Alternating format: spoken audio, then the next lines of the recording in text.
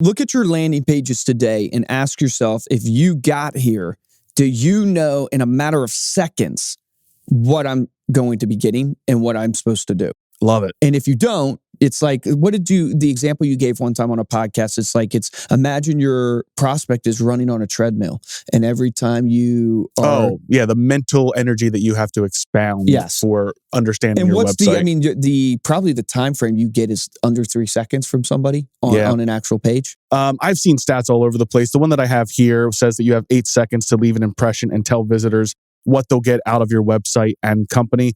But once your page loads, users will form an opinion in half a second. Users will form an opinion about your company in half a second. And then the studies say you get about 8 seconds. But the importance of design, this is where design comes into play. 94% of people cited web design as the reason they mistrusted or rejected a website.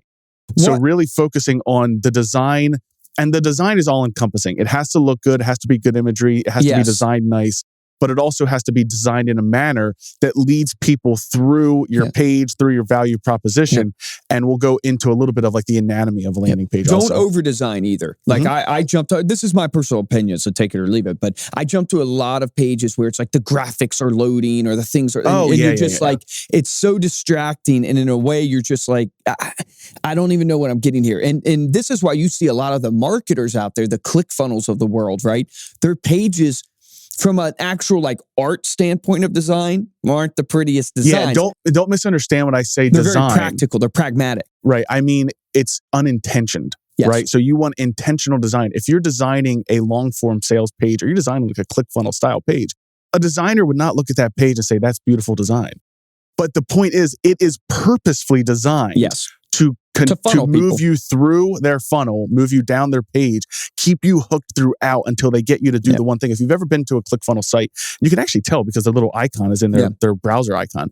But you'll see every couple of sentences, there's a button with the call to action. Then there's a video. Then there's a button with the call to action. Then there's copy. Then there's a video. Then there's testimonials. Then there's a button. And what they're trying to do, and this is a great exercise for you to go through, is they're trying to walk through the sales process in the mind of that client, the context of that person and they're in, and going, if I come here and I've come in the context of trying to download this thing, what am I thinking right now? And what else would I want to see? And this gets into like with your design, showing social proof, showing things like, I'm a huge fan and advocate of like, look, when you're looking to purchase something, when you're looking to download something, the first thing that you start feeling is, can I trust this? Is this real? Yeah. And so you immediately need to showcase things, I think, to people of trust to take away that naturalness. Now, everybody in your industry, you know specifically the objections that people tend to have or feel, and you've got to try to intentionally combat that in the funnel process.